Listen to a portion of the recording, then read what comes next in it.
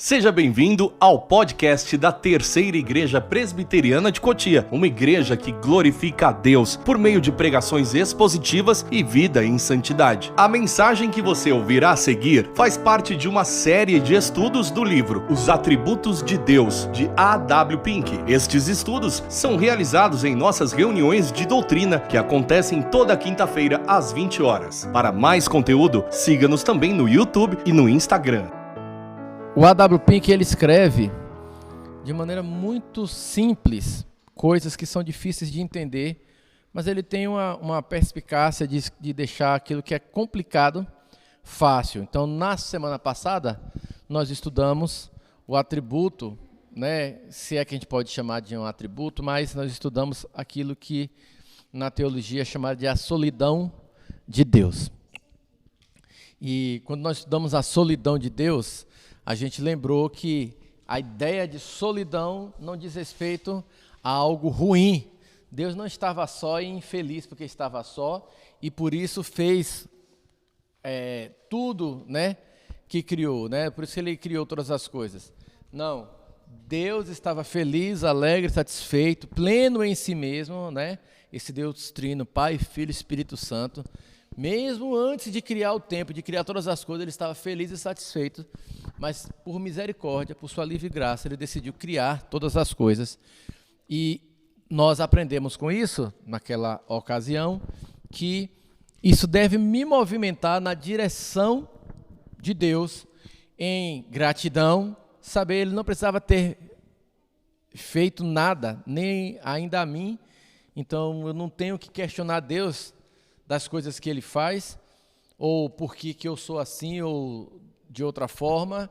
Lembrei, por exemplo, quando a gente fica reclamando, porque eu queria ter o cabelo liso, ou então porque eu queria ter o cabelo enrolado, porque eu queria ser branco, porque eu queria ser preto, porque eu queria ser café com leite, não é? Essas coisas todas, quando nós comparamos isso com o ato criativo de Deus, um Deus que vivia satisfeito em si mesmo, ele resolveu criar, não cabe a mim ficar questionando a criação de Deus e dizendo por que é que eu sou desse jeito ou por que é que eu não sou daquela outra maneira. Vimos também que isso se aplica também à nossa realidade, ao dia a dia. Das coisas que acontecem comigo por conta da queda da criação, eu também não posso penalizar Deus por isso, ou responsabilizá-lo por causa disso, porque, como a gente viu, a gente lembrou do que Paulo disse, não é? O barro não pode dizer para o oleiro, porque me fez sem alça, né? A gente não tem autoridade sobre isso. E hoje a gente vai estudar um outro atributo que é chamado de os decretos de Deus. Na verdade, embora a gente esteja chamando de atributo, não é? Nós ainda estamos no preâmbulo dos atributos, né? Os decretos de Deus em si não é um atributo, mas o decreto de Deus e a solidão de Deus vão nos preparar para entender os próximos atributos que nós vamos estudar, a onisciência, a onipresença, a onipotência de Deus. Então, entendendo a solidão de Deus e os decretos divinos, vai nos ajudar a entender melhor esses atributos. Então, quando a gente fala de decretos de Deus, a primeira coisa que a gente tem que lembrar é que, embora a gente diga os decretos de Deus, eu preciso ter em mente que, na verdade, não são muitos decretos. Foi um decreto só. Deus não decretou as coisas aos poucos. Ele fez um decreto só, e nesse único decreto que ele fez, incluía todas as coisas, em todas as eras da criação. Pastor, como a gente pode falar, né, disso no singular? Abra a Bíblia aí em Romanos 8, versículo 28. E Marinava vai abrir em Efésios 3, 11.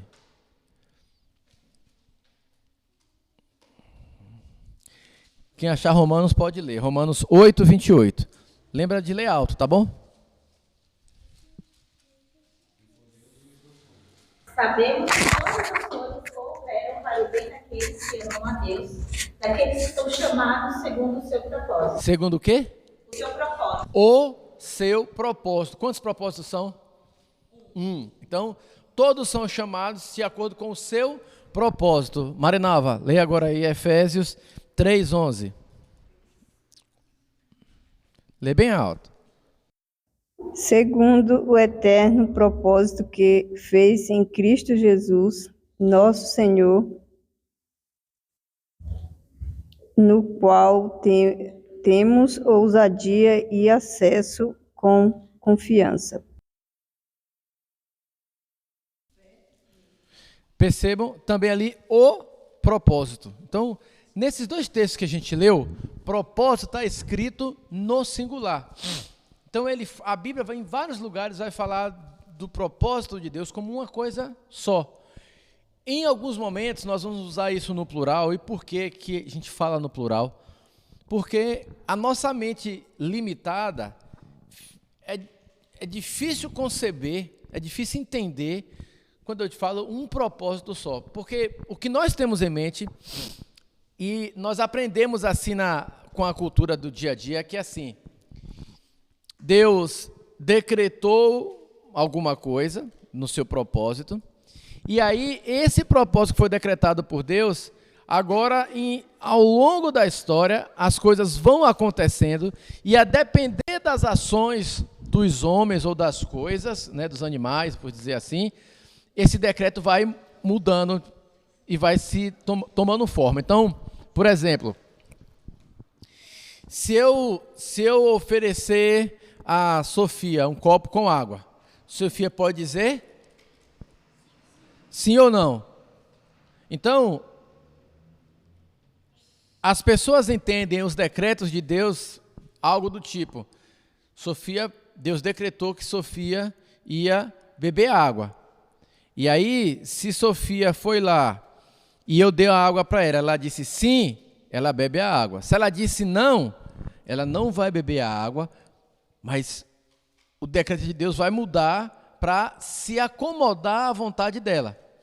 Porque as pessoas acham que a minha vontade pode subverter o decreto de Deus. E aquilo que Deus decretou não pode ser mudado. Então, os decretos de Deus, ou o decreto dele, não tem a ver com aquela sucessão de causa e efeito que a gente tem. Não é? Porque nós, seres humanos, somos assim, nós vivemos com base em causa e efeito. Então, se eu tenho vontade de comer carne, e eu vou no mercado, não tiver carne, o que é que vai acontecer? Eu vou comer outra coisa, eu vou em outro lugar buscar carne, mas veja que o meu comportamento é baseado nas coisas que vão acontecendo, porque eu não tenho poder para decretar todas as coisas. Agora, se Deus decretou que eu vou comer carne, se eu chegar no mercado e não tiver carne, e eu for em outro mercado e não tiver carne, e eu for em um açougue e não tiver carne, Deus vai mandar um boi voando pousar na minha frente e eu vou comer a carne. Porque se é do decreto dele que eu coma a carne, ele vai usar todos os meios para que eu tenha acesso àquilo que ele decretou. Então, pensando nisso, Deus não decreta a coisa em si apenas, mas ele decreta a coisa e todos os eventos necessários para que a coisa aconteça. Então, Deus decretou, por exemplo, a salvação dos seus filhos, e ao mesmo tempo que ele decretou a salvação dos seus filhos, ele decretou o modo pelo qual eles serão salvos, o tempo na história que ele será salvo, qual sacrifício deveria ter sido feito na cruz do Calvário para que eles fossem salvos, decretou quais são as consequências dessa salvação na vida deles. Então, todas as coisas, absolutamente todas elas, estão sob esse único decreto de Deus. Qual que é a importância disso para as nossas vidas? E, aliás, esse é o nosso propósito quando a gente estuda quando a gente está estudando o livro do Pink, né, dos atributos de Deus, nosso propósito é trazer isso mais para perto do nosso cotidiano, da nossa vida, de maneira mais prática, como a gente tem falado aqui. Então, o que importa para mim lembrar que Deus decretou todas as coisas? A gente tem textos que falam sobre isso na Bíblia, e esses textos vão nos ajudar a entender essas coisas. Eu vou pedir aí, Pedro, você vai abrir no Salmo 2, versículo 7, memoriza aí. Tá? Ilma, vai abrir aí em Atos 2, versículo 23. Cláudia, vai abrir em Efésios 1, versículo 9. Quem vai ler primeiro? Começa assim, começa do Pedro. Atos 2, 23. E Cláudia, Efésios 1, 9, não é isso, Cláudia? Então vamos lá, deixa... Posso começar?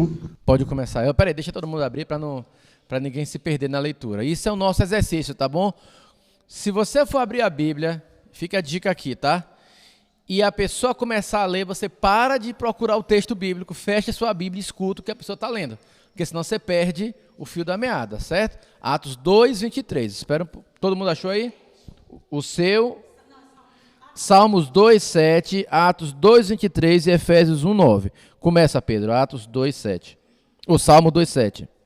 O rei diz: proclamarei o decreto do Senhor. Ele me disse: você é meu filho, hoje eu gerei você. Pronto. Vai lá, Atos 2, 23. 2, 23. Isso. A esses, conforme o plano determinado e a presciência de Deus, vocês mataram, crucificaram por meio dos homens. Pronto. Vê só. Em Atos 2, 7, diz: tu és meu filho, hoje eu te gerei. Ele está falando de quem aí? De Jesus Cristo. Agora, o que Ilma está lendo ali é Pedro falando que no decreto eterno divino, os judeus mataram Cristo Jesus. Ou seja, houve um decreto de Deus na eternidade, no qual Cristo morria. E quem cometeu esse ato bárbaro foram os judeus e os homens daquela época que levaram Cristo à cruz. Mas o decreto eterno de Deus foi feito na eternidade. E aquilo tinha que acontecer daquela maneira. Efésios 1, 9. Desvendando-nos o mistério da sua vontade, segundo o seu beneplácito que propusera em Cristo. Percebam, aqui nós temos palavras diferentes. Nós vimos propósito e beneplácito, que é a mesma coisa. Diz respeito ao decreto de Deus. Deus faz todas as coisas, Ele decreta todas as coisas com base na sua vontade. Significa que, quando Deus decretou na eternidade, não havia ninguém que pudesse dizer a Deus o que Ele deveria ou não fazer. Ninguém estava lá para dar conselho a Deus. Não é isso que Paulo nos fala lá em Romanos? Não é? Ó, profundidade da riqueza, tanto da sabedoria quanto do conhecimento de Deus. Ele está dizendo, quem é que ensinou alguma coisa a Deus? Porque lá na eternidade não tinha ninguém. Não foi isso que Jó ouviu de Deus? Quando Jó foi questionar Deus, de repente Jó ouviu de Deus a seguinte expressão: Jó, onde você estava quando eu fiz todo o universo? Para quem foi que eu pedi conselho para fazer o mundo como eu fiz? Então percebam que o propósito de Deus, os decretos dele, ou o decreto dele, eu vou repetir sempre decretos e decreto para a gente ter isso em mente, é livre. Deus não pediu permissão para ninguém e Ele quis estabelecer a sua vontade eterna e determinar a maneira como todas as coisas vão acontecer. Quem é que diz assim? Qual é o autor bíblico que diz assim? O Senhor me conheceu a substância ainda informe, quando eu estava no ventre da minha mãe. Davi diz assim, ó, todos os meus dias estão escritos e determinados por Deus. Não há um único dia de nossa vida que esteja fora do decreto de Deus. Aí, nesse exato momento, o Pink faz algo que é genial, porque ele lembra de algumas pessoas, filhas de Belial, que vão dizer assim: se isso for verdade, pastor, Deus criou o mal. Porque ele determinou o mal. Então Deus é o autor do mal. Aí a gente vai lembrar do texto bíblico que diz que o Senhor não pode ser tentado pelo mal. E ele mesmo a ninguém tenta. E depois ele vai dizer que ele não é o autor do mal. Então, por que o mal existe, pastor? Deus decretou todas as coisas? Sim. Deus decretou a queda de Adão? Sim. Mas Deus foi o responsável? Foi o culpado pela queda de Adão? Não. Pastor, como é isso? É difícil da gente entender isso, né? E de fato é. Mas eu só vou compreender isso se eu olhar isso para a perspectiva divina e lembrar da solidão de Deus. Quando Deus decretou todas as coisas, dentro do decreto eterno dele estava a queda do homem, por exemplo. Mas quando o homem caiu, ele caiu por vontade própria. Deus não subverte a vontade dos homens para que eles façam a vontade dele, nem para pecar, nem para não pecar. Quando Deus resolve salvar alguém, que ele determinou na eternidade que essa pessoa seria salva, não é isso que Efésios nos diz? Efésios primeiro vai nos dizer que Deus escolheu, predestinou e salvou os seus eleitos. Quando Deus elege na eternidade e a gente aceita Jesus Cristo aqui, lembra que Paulo usa a ilustração de que nós estávamos mortos nos nossos delitos e pecados. Então, estando morto, eu não posso escolher ninguém. Eu não tenho como buscar Deus, porque eu estava morto no meu pecado, eu era inimigo de Deus e tudo que eu queria era lutar contra Deus. Então, quando Deus decide na eternidade me salvar e aplica essa salvação na minha vida, agora na história, no tempo aqui, o que Deus faz é mudar o meu coração. E agora, com o meu coração mudado por Ele, limpo da influência de Satanás, eu agora, a minha disposição muda de inimigo para desejoso de Deus. Eu deixo de não querer Deus e passo agora a querer Deus. Isso é chamado na Bíblia de regeneração. Então é um ato que Deus regenera o meu coração que estava morto, Ele ressuscita, por assim dizer, né, o meu coração, e a partir do meu coração vivo, agora sim eu quero Deus. Então antes eu não queria, eu era inimigo de Deus porque meu coração estava morto. Na hora que Ele ressuscita, eu vou usar esse termo aqui, meu coração, agora meu coração passa a desejar Deus, e aí eu aceito o Evangelho. E a impressão que você fica é que você aceitou o Evangelho. Mas se Deus não tivesse ressuscitado o seu coração por meio do Espírito Santo, você nunca teria vontade de buscá-lo. Pode perguntar, Cláudia. Então, o pastor está falando da questão que Deus decretou todas as coisas, Ele sabe de todas as coisas, mas Ele não subverte, né? Isso. Subverte a vontade do homem que pecou, é que Ele aceitou aquele caminho, né? Só que aí, antes de tudo isso, o primeiro que caiu foi Satanás. Sim. E então, assim, antes do homem cair, teve vamos dizer assim, um contexto anterior que fez com que o homem chegasse nessa questão do pecado. Certo. Então, não que o homem escolheu, ele, de uma certa forma, ele foi conduzido ao pecado. A gente, olhando a história, olhando a história, lendo Gênesis, com as lentes modernas, a gente pensa assim, ó, Adão foi conduzido. Por que a nossa lente moderna diz isso? Porque a nossa lente moderna diz assim, o homem é fruto do meio. Então, o homem, o meio influencia quem é o homem, e se ele viveu no meio violento, promíscuo, ele vai ser uma pessoa violenta, promíscua e tal. Eu sei, a nossa lente moderna nos faz a gente olhar para as coisas dessa forma. Quando eu vou lá para Gênesis, a impressão que eu tenho, me corrija se eu estiver errado do que você perguntou, é assim, Adão foi influenciado por Satanás e induzido por Satanás a pecar. Se não fosse Satanás, Adão não teria pecado. Não é? Não é isso? Se não fosse Satanás, mas veja só, Adão não conversou com Satanás. Adão não. Mas quem pecou para a gente cair foi Adão, não foi Eva. O pacto, o representante pactual era Adão, não era Eva. Se Adão tivesse dado a reprimenda em Eva, por que você desobedeceu a Deus? Vamos falar com Deus agora, porque você comeu. O pacto não teria sido quebrado. Porque Adão era o nosso representante. Então, nós caímos porque Eva comeu e deu a Adão. Tanto é que ele só abre os olhos depois que Adão come.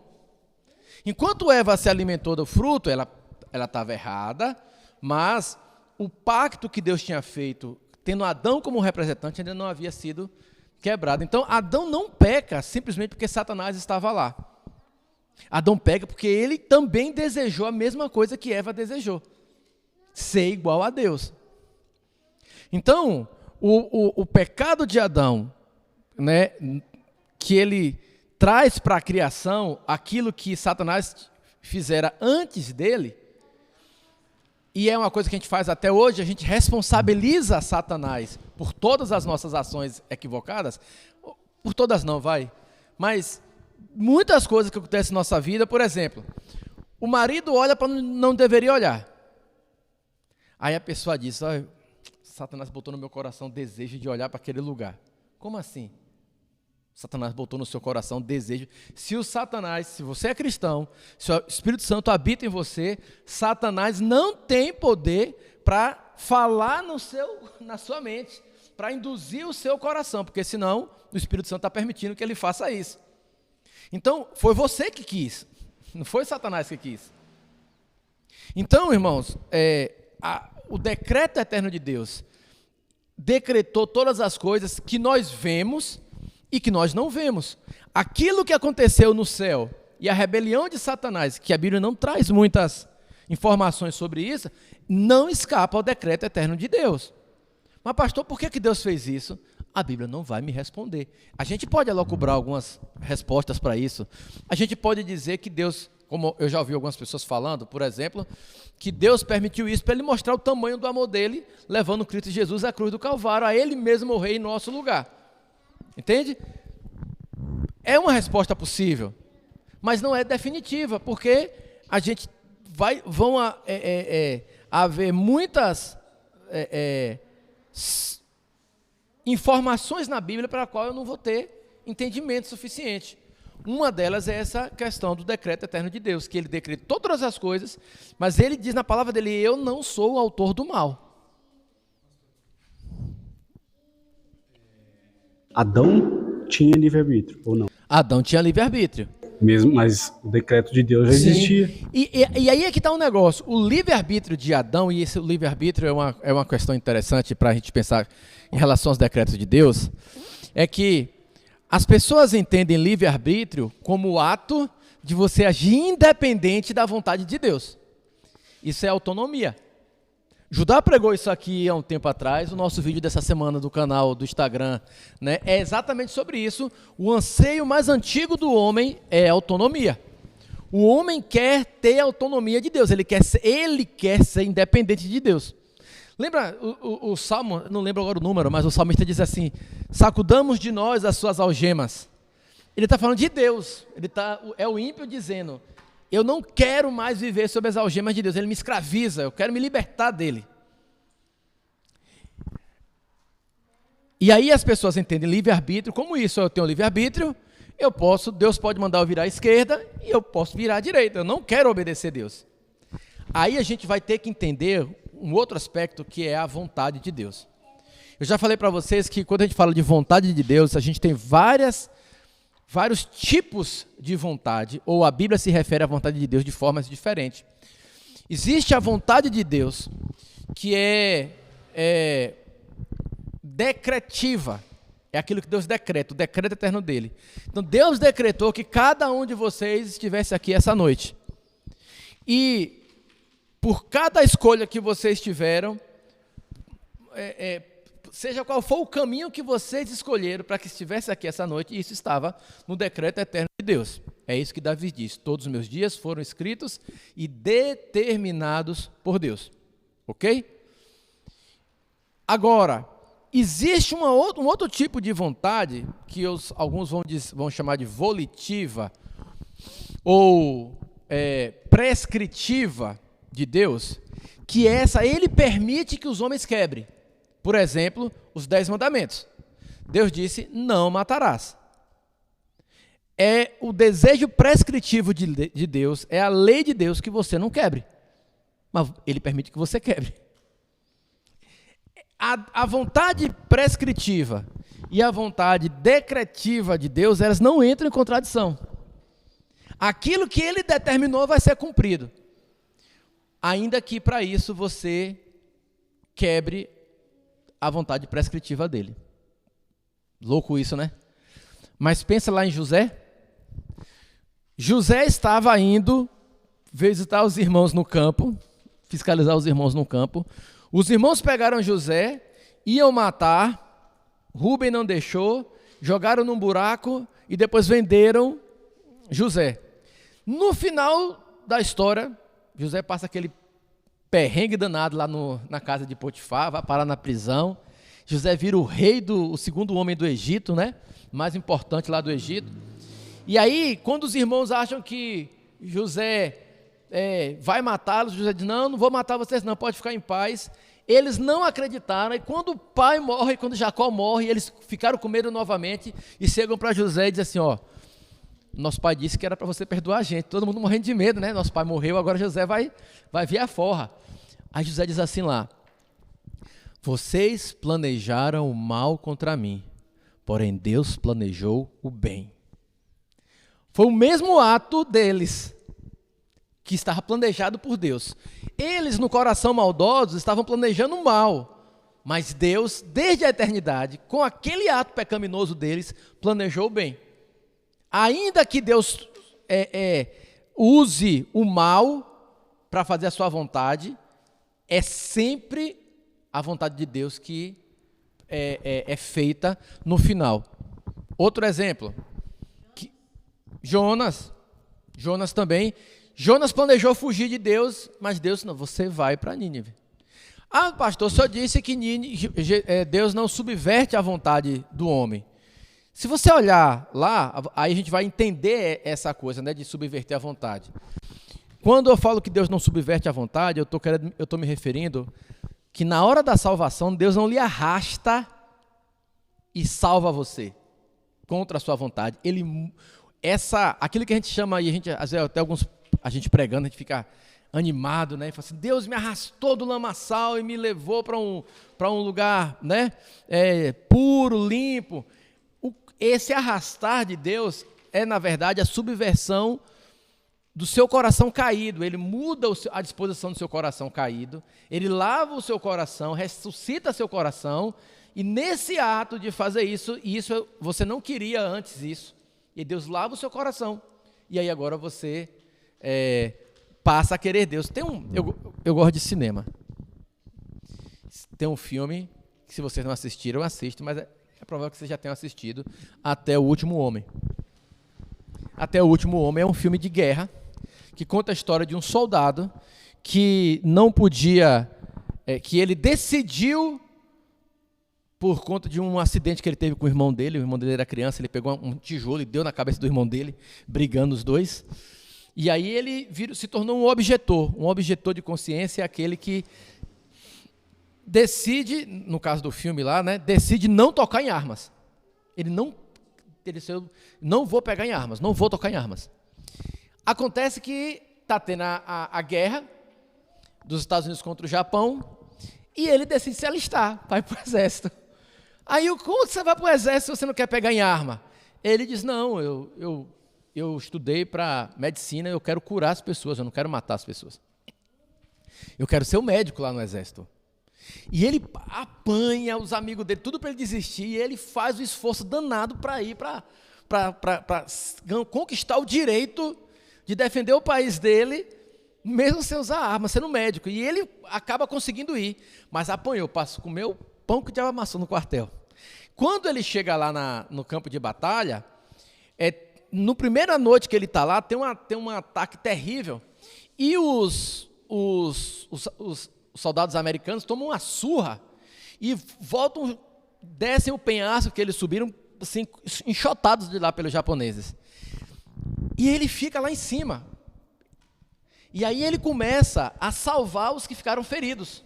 Então ele sai correndo de noite no meio do campo escondido e arrastando um e descendo pela corda ali. E aí só que começa a explodir bomba, o mesmo nego atirando e ele naquele desespero. E a oração dele era assim: Senhor, me dá mais um. Deixa eu salvar mais um. E ele ia, resgatava um e trazia de volta. E ele continua: Senhor, mais um. Ele já não tinha mais forças para descer os caras na corda. Senhor, mais um. E ele vai lá pegando. E aí tem um desses caras que está lá, e a minha ilustração vai nessa direção aqui. Esse cara está caído no chão, desmaiado. E ele pensa que o cara está morto. E aí o cara, quando ele vai mexendo no cara, o cara levanta cheio de lama nos olhos. Eu tô cego, eu tô cego, eu tô cego. E ele mandava o cara ficar quieto e o cara não parava. E eu tô cego, o cara fazendo zoado. E os japoneses lá, querendo mirar neles, e o cara gritando. Aí ele pega a água lá e joga água no olho do cara. E aí limpa o olho dele. Aí quando o cara tem os olhos limpos, aí ele começa a enxergar, feliz da vida que não estava cego. É exatamente isso que Deus faz com a gente. A gente está se debatendo na lama, sem enxergar a nossa situação de pecado, sem perceber que nós estávamos mortos. E aí Deus tira as escamas dos nossos olhos e agora eu passo a enxergar. E quando eu passo a enxergar, eu vejo a realidade como ela é, que o mundo é caído e eu preciso de Deus. E aí agora você quer caminhar na direção de Deus. O livre-arbítrio era essa condição de buscar a Deus antes da queda. Antes da queda, o homem tinha livre vontade de buscar Deus. Ele queria viver para Deus, ele podia buscar Deus, ele podia enxergar Deus a qualquer momento. Então ele tinha a vontade, ele tinha um desejo livre de buscar Deus a qualquer momento. Ele podia viver em justiça e santidade diante de Deus e retidão. Depois da queda, o homem perdeu. Quando a imagem de Deus foi desfigurada no homem, ele perdeu a capacidade de justiça, santidade e retidão, de maneira que ele não busca mais a Deus. Então, antes da queda, o homem podia buscar a Deus a hora que ele quisesse e podia pecar. Podia fazer as duas coisas, ele podia escolher: eu vou pecar ou eu vou buscar a Deus. Depois da queda, o homem só pode escolher a maneira de como pecar, mas ele não pode escolher não pecar. Então, hoje a condição do homem é: eu não posso não pecar. Por isso que a Bíblia diz que o homem sem Cristo Jesus é escravo do pecado. Depois da conversão, Marinalva foi convertida por Deus. Agora, Marinalva, ela tem uma condição diferente, ela pode não pecar. Ela ganha em Cristo Jesus a regeneração do seu coração. Agora ela tem um desejo de buscar a Deus e a condição dela agora não é mais de não posso não pecar. Agora é posso não pecar. Então ela pode lutar contra o pecado dela, porque agora o desejo do coração dela é não pecar. E quando a gente for para o céu, lá no céu, na glorificação, lá eu não posso mais pecar. Porque lá no céu não vai haver a possibilidade de que alguém peque. A possibilidade do pecado deixa de existir lá no céu. O terceiro estágio vai ser melhor do que o primeiro. Do que o primeiro. 100 vezes. Fala. Acho que chegou no ponto aí que a questão que o pastor estava falando, né? Que as pessoas falam que Deus permitiu. Deixa eu arrumar aqui a cabeça. Vai lá. Tá, vamos lá. Vamos lá. A forma do relacionamento de Deus com o homem antes da queda é diferente daquele que teremos com Deus quando ele voltar. É isso? Boa então, pergunta. Isso justificaria por que Deus permitiu, vamos dizer, não sei se é permissiva, não sei se permitiu a queda lá atrás. Porque a gente fica perguntando, né? Deus poderia, não teria necessidade de acontecer tudo isso que aconteceu. Não teria necessidade de Adão ter escolhido, mas Deus determinou dessa forma. Só que vendo, parece que a forma com que a gente se relacionava com ele lá, antes da queda, vai ser diferente. Vejam, me parece que a Bíblia descreve o novo céu e a nova terra, não um retorno ao Éden, mas o retorno a um lugar que é melhor do que o Éden. Aí faz sentido. Entendeu? Tudo isso. Agora, ainda que eu diga isso, Cláudia, eu vou ficar sem sentido. No sentido de que, mas por que ele não já fez o Todo-Poderoso como é? Por que ele não já decretou esse lugar melhor do que o Éden lá atrás e fez agora? Aí outro ponto, qual é aquela passagem da Bíblia que a nossa luta não é contra... Carne ou sangue, mas contra o diabo e nas regiões celestiais. Então, as regiões celestiais que a Certo. gente... Então, as regiões celestiais, quando a gente fala sobre isso, não é essa realidade lá do terceiro céu ou essas coisas. Regiões celestiais, e aí a gente precisa pensar um pouco melhor sobre isso, hoje a gente não consegue exaurir esse assunto, mas o que Paulo está ensinando para a gente é que eu não devo olhar para essa realidade aqui com os olhos apenas desse mundo. Existe uma batalha acontecendo que todo crente está envolvido, e essa batalha é espiritual. Só que, na perspectiva bíblica, espiritual e carnal não são coisas diferentes. Você não é uma pessoa no espírito e outra pessoa na carne. Se o seu espírito briga, sua carne briga. Se sua carne briga, seu espírito briga.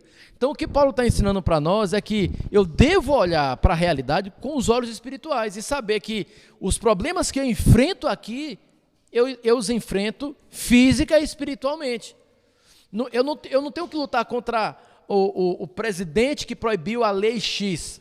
Eu tenho que lutar contra todo o propósito que existe por trás daquela lei, que é contra a Bíblia, por exemplo, e que isso é, na batalha onde a gente está travando, a velha guerra de sempre entre a semente da mulher e a semente da serpente.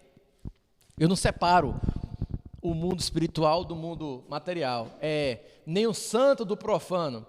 A Igreja Católica faz isso. A Igreja Católica, por exemplo, você tem aquilo que é santo e aquilo que é profano. Então eu vou no carnaval, né, faço tudo que eu quero fazer, chega na quarta de cinza, eu vou pedir perdão,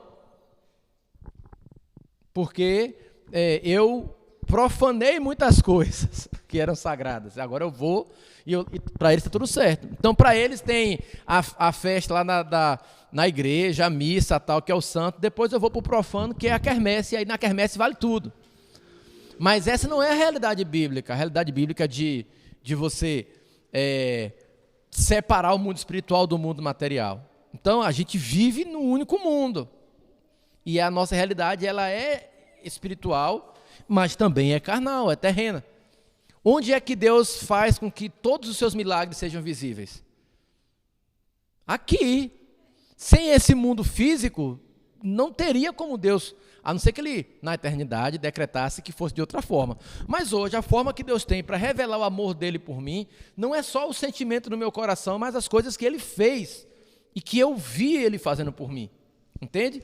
Então, por isso que a gente não separa. Agora, em relação a isso, aos decretos de Deus, eu preciso sempre tomar o cuidado, né, de não tentar especular isso, porque se eu vou voltar lá para a solidão de Deus, eu vou dizer, Deus não precisava ter criado nada. Ele criou tudo para a sua própria glória. Mas Deus não foi mais glorificado e não aumentou a glória dele porque ele nos fez. Porque ele já era todo glorificado eternamente e ele não mudou em nada. Então, o decreto de Deus, por exemplo, se eu disser que Deus decretou, como alguns dizem, né? Dizem assim, Deus decretou as leis que regem todas as coisas. Mas as consequências da lei é livre para o homem. Então, Deus decretou a lei que se você pecar, você vai para o inferno. Então, se você pecou, a lei estava decretada, mas as consequências cabem aos homens. Então, era como se eu dissesse que mais ou menos Deus não controla todas as coisas. Ele controla as leis gerais. Só que isso tem um problema, que se eu disser isso, eu vou dizer que vai acontecer coisas que Deus não sabe. Por quê? Então já era do decreto de Deus expulsar Satanás? Sim, nada sai do decreto de Deus. A gente não vai conseguir uma resposta do porquê Deus decretou isso. Porque Paulo disse para a gente que ele fez por sua livre graça. O que eu posso dizer e afirmar com certeza, Deus fez tudo isso por graça, para expressar o seu amor, sem que, contudo, ele fosse mesquinho. Porque quando eu digo assim, ó, repare se não é assim. Eita, a Cláudia faz tudo da vontade dela. Eu estou fazendo um elogio ou estou fazendo uma crítica, Cláudia? Uma crítica, não é? Quando diz assim, a Sophie só faz as coisas do que ela da cabeça dela, só faz as coisas da vontade dela. Eu estou fazendo uma crítica, por quê? Porque nós somos pecadores, e a nossa vontade é maculada pelo pecado. Mas a vontade de Deus é santa e perfeita, então toda a vontade dele não tem nenhuma mesquinheza, não é um Deus mimado querendo poder, porque ele não precisava. Então Deus fez tudo isso pela graça dele. Mas pastor, como é que eu vou convencer alguém disso? Você não vai, meu irmão. Quem vai convencer alguém disso é o Espírito Santo. Porque na mente limitada do homem isso não cabe. Meu pai uma vez perguntou, né? Se Deus sabia que o homem ia comer, por que ele botou a árvore no meio do jardim? Certo? Aí ele perguntou isso aí. E aí ele falou assim, então a culpa não foi de Deus? Aí eu falei, uma pergunta válida. Não é uma pergunta válida? Uma pergunta justa de se fazer? Aí eu falei, bom, meu pai, se a culpa foi de Deus, ele pagou a culpa porque ele mesmo morreu no nosso lugar.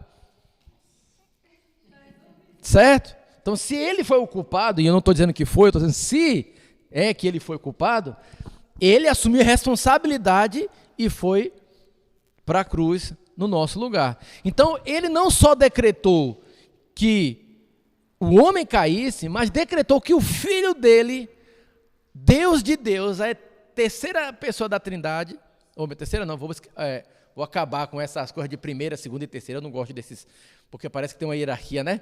Ele determinou que o Espírito Santo clamasse no meu coração que Jesus Cristo morreu por mim na cruz, e aí eu aceitei Jesus Cristo. Ele determinou isso antes da fundação do mundo, antes de ter criado as coisas, ele determinou isso. Então, por que ele fez isso? Eu não sei a resposta. A resposta é simples, para a glória dele. Quando você quer incrementar a resposta, aí você começa a beirar e flertar com as heresias. Eu não tenho uma resposta melhor do que essa, porque essa é a resposta que a Bíblia dá. Deus criou todas as coisas para a sua própria glória. E por que Deus criou essas coisas para a sua própria glória? A gente falou isso um pouco no nosso primeiro encontro, quando eu dizia para vocês que, do livro do Jonathan Edwards, O Fim para o Qual Deus Criou o Homem, né? Ele tem um livro, ele vai falar sobre isso, e ele vai dizer o seguinte: Deus criou o mundo para a sua própria glória. E aí, ele diz o seguinte: o que deve ser glorificado? O que é que deve ganhar glória, respeito? Esse é um aspecto da glória, né? Destaque, importância, as melhores coisas, certo? Então, se eu, por exemplo, tem 2 corredores, vão correr ali a São Silvestre, e eles estão correndo a São Silvestre inteira. Aí o primeiro ganha, e todo mundo aplaude o segundo, o que a gente vai dizer? Injusto. Que foi injusto, porque quem ganhou a corrida foi o primeiro. Aquele primeiro que tinha que estar no maior lugar do pódio, era ele que deveria ser aplaudido, o esforço dele é que tinha que ser reconhecido, certo? Deus chegou em primeiro lugar, por assim dizer. Se ele glorificasse outra pessoa que não ele mesmo, ele estaria pecando. Se Deus desse glória a qualquer outra coisa no universo que não fosse ele mesmo, ele estaria sendo injusto. Por isso que Deus faz a sua própria vontade, porque a vontade dele é perfeita. E se ele fizesse a vontade de outra pessoa que não a dele, ele estaria cometendo um erro. Percebe? Fala, Marina. Antes mesmo de conhecer o Evangelho, eu sempre ficava furiosa assim, com com Deus mesmo. Por que que Deus deixou o diabo vivo? Eu ficava furiosa, porque para mim o diabo era que, tipo, tinha poder de decidir tudo.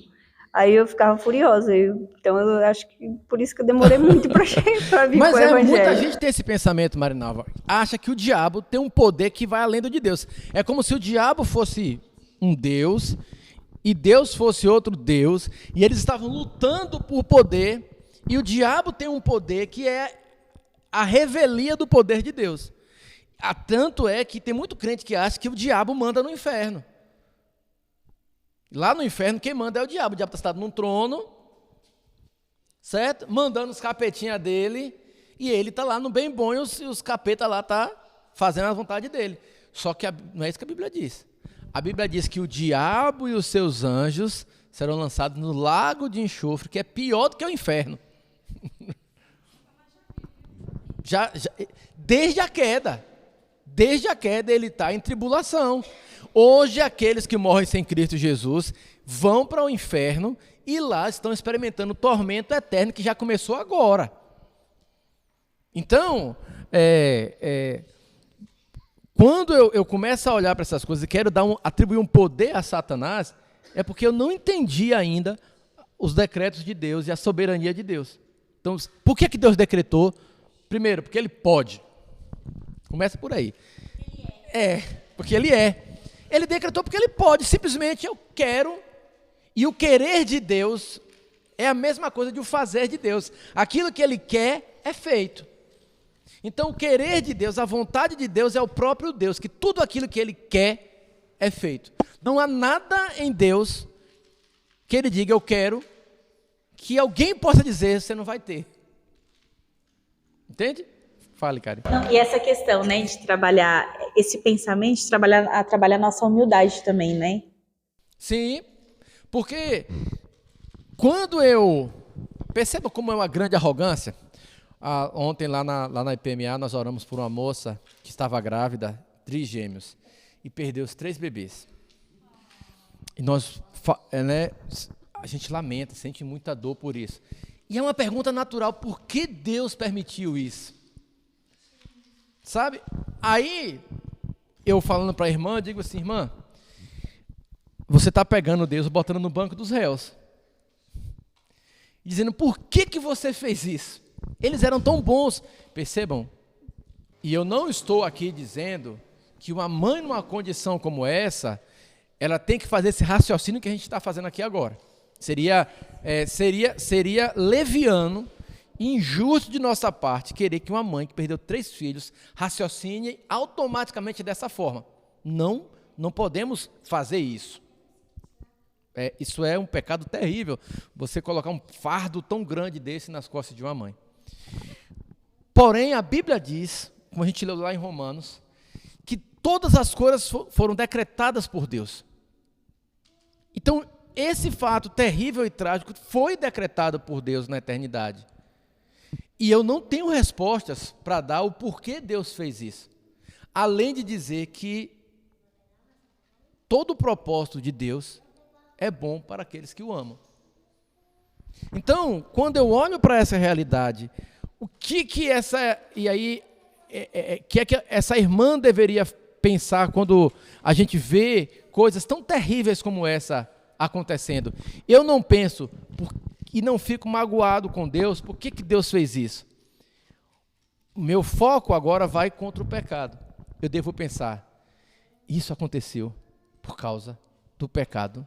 Não especialmente os deles, daqueles 3 bebês, mas lá em Adão, a queda, o pecado que entrou no mundo, todas essas coisas terríveis acontecem no mundo em decorrência do pecado, do nosso pecado.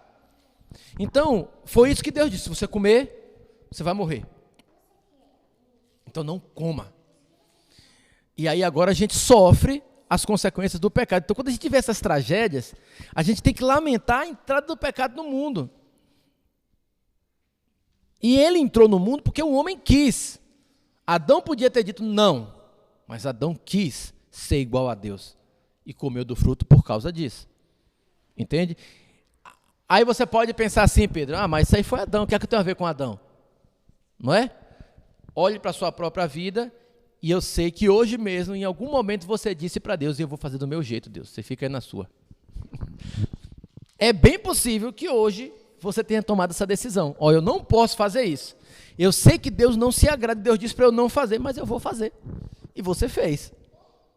Percebe? Então, Adão tem o pecado e quebrou o pacto, e nós, por sermos semente de Adão, também pecamos os nossos próprios pecados.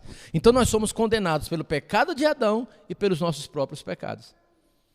Então, juntamente com isso, eu fico triste pela a consequência do pecado no mundo, que é a morte. É por isso que Jesus chora quando vê Lázaro morto. Eu devo também me alegrar na salvação em Cristo Jesus, o perfeito Adão, que pagou a dívida de todo aquele que o ama.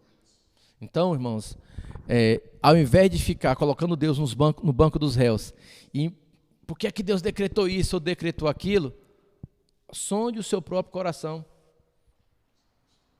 Olhe para a sua própria vida que você vai perceber quantas coisas você faz por sua livre vontade, mesmo sabendo que Deus não permite, que Deus não gosta, que Deus não ama aquela atitude, você mesmo assim faz. Não é sem saber, você sabe.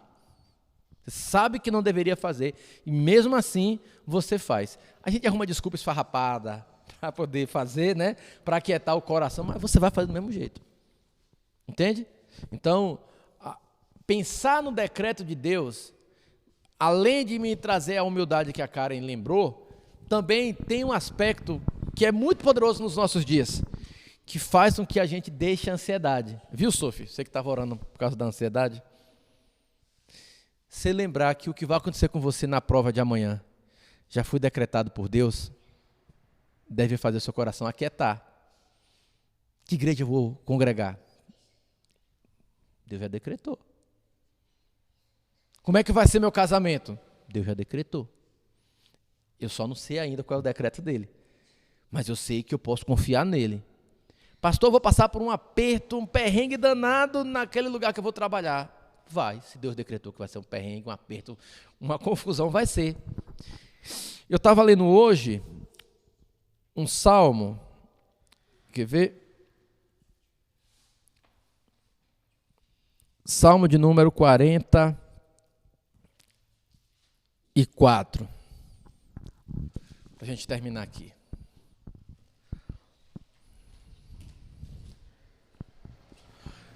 O Salmo 44 diz assim, eu vou ler, eu queria que vocês prestassem bem atenção nesse salmo. Eu vou tentar ler direito, tá? Sem gaguejar aqui. Tá? Minha leitura nunca é muito boa, mas eu vou me esforçar. Eu queria que você prestasse bastante atenção nele. Salmo 44. Vamos lá. Ó Deus, nós ouvimos com os próprios ouvidos. Nossos pais nos contaram o que fizeste outrora, em seus dias. Com a tua mão expulsaste as nações e estabeleceste os nossos pais. Afligiste os povos e ampliaste o território de nossos pais. Pois não foi por nossa espada que eles conquistaram a terra, nem foi o seu braço que lhe deu vitória, e sim a tua mão poderosa e o teu braço, e a luz do teu rosto, porque te agradaste deles. Tu és o meu rei, ó Deus, ordena a vitória de Jacó. Com o teu auxílio vencemos os nossos inimigos, em teu nome pisamos sobre os que se levantam contra nós. Não confio no meu arco, e não é a minha espada que me salva, pois tu nos salvaste dos nossos inimigos e cobriste de vergonha os que nos odeiam. Em Deus nos temos gloriado continuamente e para sempre louvaremos o teu nome. Vê que coisa interessante aqui, todo mundo aqui, ó. Ele está dizendo, veja que ele está lembrando tudo que Deus fez na história. Nossos pais nos contaram, nós vimos, não foi a nossa espada que conquistou, foi Deus. Deus é o nosso Deus, eu vou louvar esse Deus é bondoso, fez a gente chegar até aqui. Agora, a partir do versículo 9. Agora, porém, tu nos rejeitaste e nos expuseste à vergonha e já não acompanhas os nossos exércitos. Tu nos fazes bater em retirada diante dos nossos inimigos e os que nos odeiam nos tomam por seu despojo. Entregaste-nos como ovelhas para o matadouro e nos espalhaste entre as nações. Vedes, Vendes por nada o teu povo, e não tens lucro com a venda. Tu nos fazes objeto de deboche para os nossos vizinhos, de escárnio e de zombaria aos que nos rodeiam. Tu fazes de nós provérbio entre as nações. Os povos nos veem e balançam a cabeça. A minha humilhação está sempre diante de mim. O meu rosto se cobre de vergonha ante os gritos do que afronta e blasfema, à vista do inimigo e do vingador. Percebam? Agora ele está dizendo, Deus, o Senhor fez, olha o que o Senhor fez com a gente. Agora, a parte mais grave desse salmo. Tudo isso nos sobreveio, entretanto, não nos esquecemos de ti, nem fomos infiéis à tua aliança. O nosso coração não voltou atrás, nem os nossos passos se desviaram dos teus caminhos, para nos esmagares onde vivem os chacais e nos envolveres com as sombras da morte. Se tivéssemos esquecido o nome do nosso Deus, ou se tivéssemos estendido a mão a um Deus estranho, será que Deus não teria descoberto isso? Ele que conhece os segredos do coração? Percebam, Deus, nós fizemos tudo certinho. Nós não nos desviamos de ti, nós cumprimos a tua lei, nós não buscamos outros deuses. Tudo que a gente fez foi amar o Senhor. E ele diz, versículo 22, é a chave desse salmo. Mas, por amor de ti, somos entregues à morte continuamente. Somos considerados como ovelha para o matadouro. Essa é a chave do versículo. Tudo isso que eles sofreram foi por amar ao Senhor, lá em Romanos. Lá em Romanos, Paulo vai, Romanos 8, versículo 36, Paulo diz assim, como está escrito, por amor de ti somos entregues à morte continuamente, somos considerados como ovelha para o matadouro. Paulo está repetindo esse salmo aqui. E qual é o contexto que Paulo repete isso lá? Vamos lá para o salmo, para Romanos? A gente canta isso aqui na igreja sempre. Olha qual é o contexto que Paulo está usando esse salmo. Paulo está falando da perseguição que a igreja está sofrendo. Romanos 8, a partir do 31. 8, 31. Diz assim: que diremos então à vista dessas coisas? Se Deus é por nós, quem será contra nós? Aquele que não poupou o seu próprio filho, mas por todos nós o entregou, será que não nos dará graciosamente com ele todas as coisas? Quem intentará acusação contra os eleitos de Deus? É Deus quem os justifica. Quem os condenará? É Cristo que morreu, ou melhor, quem ressuscitou, o qual está à direita de Deus e também intercede por nós. Quem nos separará do amor de Cristo? Será a tribulação, ou a angústia, ou a perseguição, ou a fome, ou a nudez, ou o perigo, ou a espada? Como está escrito, por amor de ti somos entregues à morte continuamente. Fomos considerados como ovelha para o matadouro. Em todas essas coisas, porém, somos mais do que vencedores, por meio daquele que nos amou. Porque eu estou bem certo de que nem a morte, nem a vida, nem os anjos, nem os principados, nem as coisas do presente, nem do porvir, nem os poderes, nem a altura, nem a profundidade, nem qualquer outra criatura poderá nos separar do amor de Deus, que está em Cristo Jesus, nosso Senhor. Percebe? Paulo está usando esse salmo, esse versículo lá para dizer que mesmo que você seja perseguido, mesmo que Deus permita ou decrete que as calamidades venham até sua casa, você é mais do que vencedor.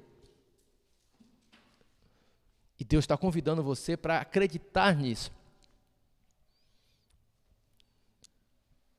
Entende? E se nós não acreditarmos nisso, nós não seremos consolados por Ele. Se eu não acreditar que o decreto eterno de Deus é o melhor para a minha vida, seja qual for a situação, eu não vou conseguir o consolo que vem do Espírito Santo.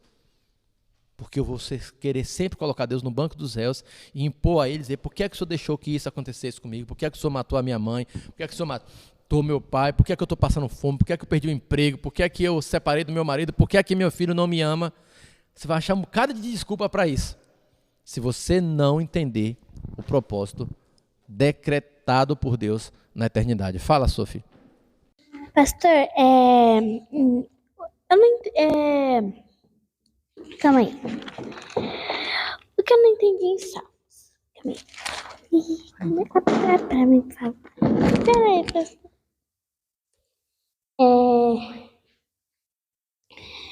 Eu não entendi o 4.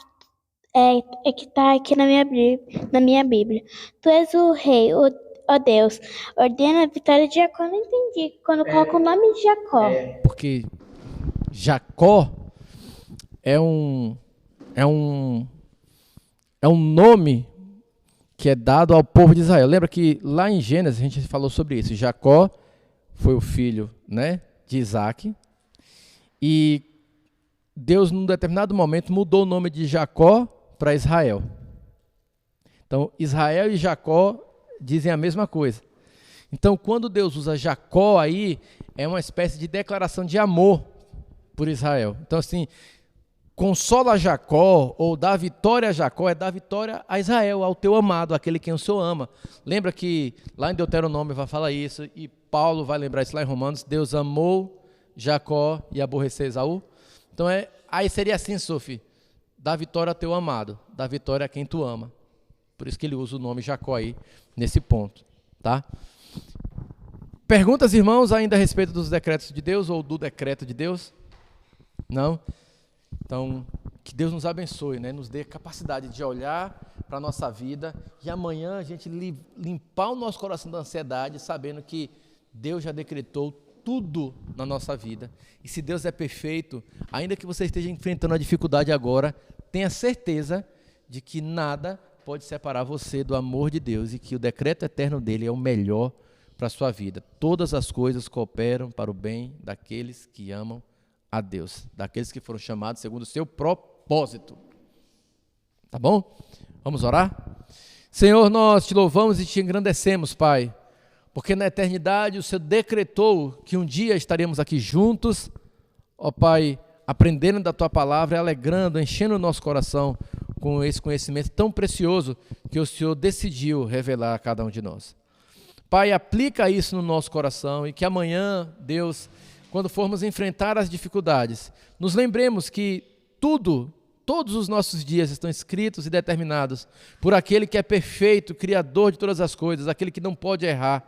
Ó Deus, e que ainda que nós enfrentemos as diversidades, as dificuldades, tenhamos a consciência de que tudo está dentro do teu propósito, e o teu propósito eterno é glorificar o teu nome e trazer alegria aos teus filhos. Por isso, Pai, nos ajude a caminhar na tua presença para a honra e glória do teu nome santo.